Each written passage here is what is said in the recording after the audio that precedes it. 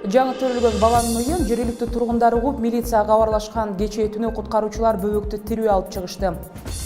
Ал арада эс учунан таңгыча өтүгү менен башка коюгулап токмоктогон офицер тергөө иштери аяктагыча камакка алынды. Баш мээси чайкалган жоокер болсо учурда ооруканада.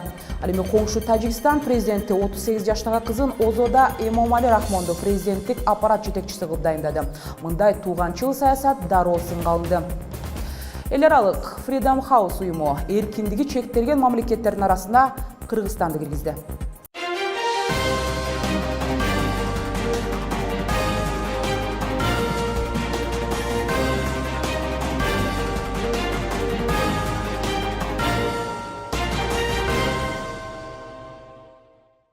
Алдыдагы мүнөттөрдө мына ушундай жаңылыктар күтөт. Аты жөнүм Айгерим Жаныкул кызы. Кутман кечиңиз менен.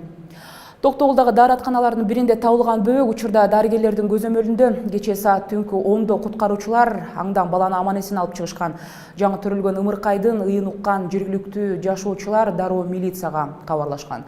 Милиция кызматкерлери тарабынан жүргүзүлгөн иликтөө иштеринин негизинде баланы таштаган кыз Сары Сөгөт айылынын 92-жылкы тургуну экени аныкталды. Учурда окуя боюнча тергөө иштери башталды.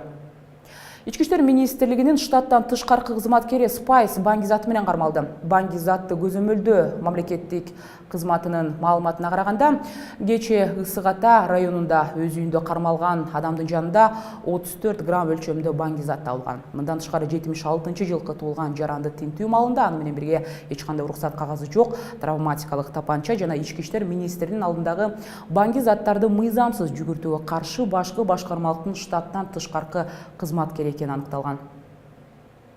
20 жылдан бери Тажикстанды башкарып келе жаткан Рахмондун кызы эми атасынын кол алдында иш алып барат. Президенттик аппараттын жетекчисине дайындалган 38 жаштагы ОЗОда Рахмон буга чейин тышкы иштер министрлигинин орун басарлык кызматын аркалап келе жаткан. Ал арада айрым укук коргоочулар тажик лидеринин мындай тууганчыл саясатын сынга алып чыгышты. Жакында эле өзүнө өзү улут көсөмү макамын ыйгарган президенттин үй бүлөсү мүчөлөрүнөн тартып күйөө балдарына чейин учурда өлкөдөгү майлуу кызматтарды аркалап отурушат. Ата кетсек, Тажик темир жолдору футбол командасынан баштап мамлекеттик инвестиция, чакан бизнестер комитети, ошондой эле контрабандага каршы комитет, бир канча банктар, соода тармактар, телеканалдарга кожоюндук кылышат. Эл аралык изилдөө жүргүзгөн Freedom House уюму саясий жарандык укуктар чектелген мамлекеттердин тизмесин жарыялады. Баяндамага ылайык, быйыл 72 мамлекетте эркиндик деңгээли кыскарган. Алардын катарында Кыргызстан дагы бар. Ал авторитардык жолго түшүп бара жатканы белгиленет. Ал эми Орто Азия боюнча кысымга алынган эң начар мамлекеттер Өзбекстан менен Түркмөнстан аталды. Ал эми коңшу Алматыда болсо транспорттук тигүчак кулап, андагы жүргүнчүлөрдүн баары набут болгону айтылууда. Маалыматтарга караганда, тигүчак 1 жаштагы Ымыркайдын апасы менен бирге облус борборунда ооруканага алып бара жатканда болгон. Радардан шаршемби күнү кечинде жок болуп кеткен айтылууда. Тигүчактын түнү бою издешип, каза тапкандардын сөөгү эртең менен табылган. Тигүчакта 5 адам болгон айтылууда. Алардын 2 дарыгер, пилот, фельдшер жана балалуу аял болушкан. Ошол эле маалда Стокгольм миңдеген мигранттарды өлкөдөн чыгарууда. Швециянын тышкы иштер министрлигинин маалыматына караганда 80 миңден ашык чет өлкөлүктүн баш бааник сурап кайрылган арыздары канааттандырылган эмес. Ал эми өкмөт болсо жылына дүйнө жүзүнөн келген ар түрдүү адамдардын келиши улуттун коопсуздугуна дагы коркунуч жаратат деп билдирди. Ал эми укук коргоочулар болсо Швеция мындай аракет менен качкандардын маселелерин көйгөйүнө кол шилтеп жатканын айтышууда. Катардагы Аль-Джазир телеканалы Египет бийлигин сотко берди. Маалыматтарга караганда, телекомпаниянын кызматкерлеринин өмүрү коркунучка кетирип жатканына карабай, өкмөт эч кандай чара көрбөй жатат дешет. Эске салсак, төңкөрүлүштөн кийин алынган мурдагы президент Мухаммед Мурсинин режиминен соң жаңы бийлик дагы бул телеканалда тинтүү жүргүзүп бир канча кызматкерлерин камашкан болчу. Буга чейин Египетте Аль-Джазир телеканалынын 3 журналисти ар бири 7 жылдан абак жазасына кесилген. Ал эми өткөн жылдын февраль айында болсо Египет түрмөсүнөн Аль-Джазирдин австралиялык журналисти Питер Гресс бошотулган болчу. Уктурубуздун кийинки бөлүгүндө тездик менен жайылып жаткан Зика вирусуна вакцина табуу оңой эместигин дарыгерлер айтышууда. Карамайдын баасы Орусия менен Сауд Аравиядан кызгананды. Ошондой эле берүүбүздүн жүрүшүндө жоокерлердин аскерде ур токмокко алынып жаткан окуялардын тегерегинде 11 каналынын коногу менен биз эфирде маектешмекчибиз. Америка Зика вирусун алдын алуу боюнча Дүйнөлүк саламаттык сактоо уюмун шашылыш чара көрүүгө чакырат. Анткени менен адистер вакцинаны сынап көрүүгө жок эле дегенде 2 жыл керек дешүүдө. Ал эми элдин калың катмарына сиңүү үчүн, аларды камсыз кылыш үчүн 10 жыл убакыт кетиши мүмкүн дешет. Аларда чиркейлер аркылуу тарап жаткан бул жаңы вирус Латын Америка өлкөлөрүндө кеңири жайылып, вирустун айынан мээси кемтик балдар көп төрөлүп жаткан тенденция күч алды. Кечээ болсо Америка Кошмо Штатынын Вирджиния штатында бир тургунда вирус табылганы маалымдалды. Мындай жагдайда бир эле Америка эмес, бүткүл дүйнө жүзүн массалык түрдө каптоо толук мүмкүн деген чочулоолор айтылууда.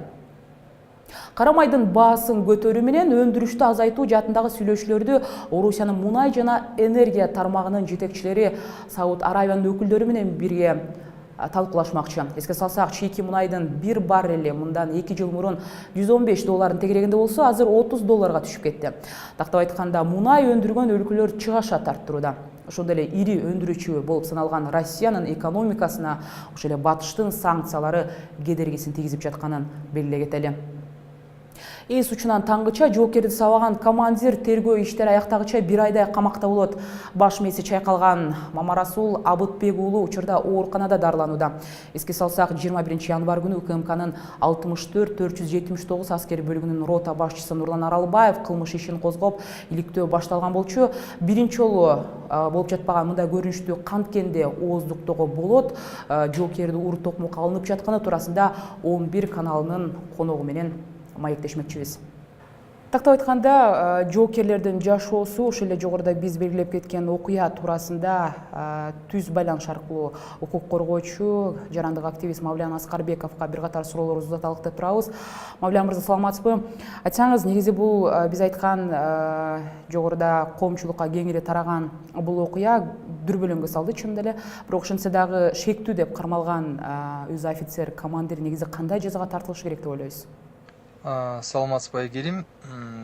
Кечеги болуп өткөн окуя бул биздин армияда болуп жаткан окуялардын биринчиси эмес. Мына биз буга чейин Баткенде жаш жоокердин жоголуп кетиши, Баткенде, Ошто же башка жерде чек арада жаш жоокерлердин атылышы, сабалышы окуяларды көп эле угуп келе жатабыз. Биринчиден мындай көрүнүш болуп жатканы жана бул коомчулукка чыкканы бир жагынан жакшы, экинчи жагынан жаман. Себеби бул ачыктык жагы жакшы, жаман жагы, терс жагы. Буну көргөн жаш улан кыздар, алардын ата-энеси эртең өздөрүнүн балдарын жоокерликке, армияга жөнөтүүдөн баш тартат. Экинчиден, сөзсүз бул биздин күч органдарында толук реформанын болушу бул акыркы 20 жылдын талабы. Мына бүгүн дагы ал реформа жөнүндө сөз дагы башталган жок. Үчүнчүдөн, бул сабаган кызматкер сөзсүз жоопко тартылыш керек. Бирок мен ишенип, менин көзүм жетип турат, бул дагы кандайдыр бир жолдор менен, тааныш билиш жана коррупциялык жолдор менен бул офицер өз жоопкерчилигинен качат жана жоопкерчиликке тартылбайт. Биз жарандык коом, сиздер журналисттер ушундай темаларды ачыктап, коомчулукка жеткизип, биз көзөмөлгө албасак, бул көмүскө калган окуялардын бири болуп өтүп кете бермекчи. Айта кетчү нерсе, коомчулукка чыгып калганы жакшы болду. Себеби коомчулукка чыкпай, анын ичинде сабалып, өлүп, же болбосо майып болуп калгандагы көптөгөн биздин жоокерлер бар. Алардын тагдыры коомчулукка белгисиз болуп, аларды ошондой абалга жеткизген офицерлер бүгүнкү күнгө чейин жоопко тартылбай жүргөндөрү дагы, кызмат ордунда иштеп жүргөндөрү дагы абдан көп. Рахмат. Негизи мындай фактылар жылына бир канча жолу кайталанып келет да. Канткенде ушундай окуялардан биз уулагыраак же такыр бул окуяларды болтура албай алабыз? Биздин мамлекет жалгыз мамлекет эмес, башка мамлекеттерде дагы армия бар, башка мамлекеттерде дагы мындай оор абалды баштарынан өткөзүшкөн. Болгону биз ошол мамлекеттеги реформаларды терең изилдеп, биздин шартка адапташтырып, ыңгайлаштырып, ошол күч органдарында эффективдүү, керектүү реформаларды жүргүзүш керек. Керек болсо кыскартуу, оптималдаштыруу жана толугу менен профессионалдык деңгээлге өткүзүү аракетин көрүш керек. Мен дагы бир ирет айтайын, биздин мамлекетте бир да жаатта реформа жүргөн эмес. Азыр биз айткан менен, биз сунуштаган менен ал ишке ашпайт. Себеби ал эч кимге кереги жок.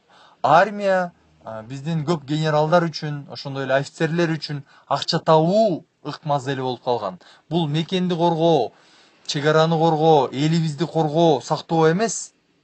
Мына ошол жактан акча таап, генералдарыбыз миллионерге айланган жай болуп калган. Кандай дейсиз, негизи эле буга чейинки болуп өткөн фактылар боюнча кылмыш иштери сотко чейин жетип, андан ары кандай жыйынтыкталганы туурасында сизде мындай жаңылык же болбосо кабардар болдуңуз беле? Мындай фактылар өтө көп. Ал фактыларды мына азыр интернетке кирсеңиз дагы качан болгон, каерде болгон, эмне болгон толук жазылып турат. Мен айта кетейин, мына буга чейин бир нече жоокер атылган. Аяк эмне менен бүттү? Ал жоокерлер өздөрүн атып алды деген тыянак менен иштерди жаап коюшкан. Буга чейин бир нече жоокер сабалган, жанагындай видеосу да чыккан. Интернетте мына азыр видеосун да тапсаңыздар болот. Жаш балдарды тургузуп алып, ошо сабап жаткан видеосу да ачыкталып чыккан. Ал боюнча иш да козголгон, бирок буга чейинки фактылардын көбүнө иш козголсо дагы, мына бүгүнкү күнгө чейин биз билгендей бир офицер, бир генерал жумуштан четтетилип, жоопко тартылып, түрмөгө отурду деген фактыны биз уга элекпиз. Себеби ал жакта отурган генерал болобу, офицер болобу, ал бирөөдүн тууганы, ал бирөөдүн жакын досу, бийликтер менен түзмө түз катнаш курган адам. Мына ошо коррупциянын айынан ал адамдар жоопкерчиликке тартылбай, армияда кызмат өтөп жаткан карапайым элдин балдары сабалып, майып болуп, көбүнеси өлүп жатышат. Мына өзүн өзү атып алды деп бир нече факты чыккан. Армияда ким кызмат өтөйт? Армияда көрөр багары же болбосо карапайым элдин балдары кызмат өтөйт. Азыр бир министрден, бир депутаттын же бир чоңдун балдары барбы? Жок. Ал жакта андайлар жок. Мына ошол адамдар жанагындай сабалып, майып болуп өлүп жатканда алардын укугу дагы бүгүнкү күндө корголбой келет. Ал фактыларды мына мен дагы бир ирет кайталап кетейин. Бүгүнкү күндө мына Facebook'та болобу, интернетте болобу ачыкталып, коомчулукта ачык эле турат. Рахмат. Рахмат сизге, Мавлян мырза. Жоокерлердин жашоосу жана кече жакында эле дагы бир катардагы жоокердин сабалышы туурасында түз байланыш аркылуу жарандык активист Мавлян Аскарбеков 11 каналынын бир катар суроолоруна жооп берди. Уктуруубузду улантабыз. Бийчи Атай Өмүрзаков Франциядагы цирк өнөрүнүн фестивалине катышат. Бул иш-чара 40 жылдан бери өткөрүлүп келе жатат. Фестивалдын расмий сайтындагы Япония, Франция, Испания, Марокко, Россия, Белоруссия жана башка өлкөдөн келген 22 өнөрпоз талантын тартуулап жатканы айтылат. Фестиваль дүйнөнүн бардык жагынан келген гимнасттар, акробаттар, фокусниктердин башын бириктирет экен. Атайга ийгилик каалоо менен биз дагы бүгүнкү берүүбүздү жыйынтыктайбыз. Кечиңиздер көңүлдүү улансын, жакшы калыңыздар.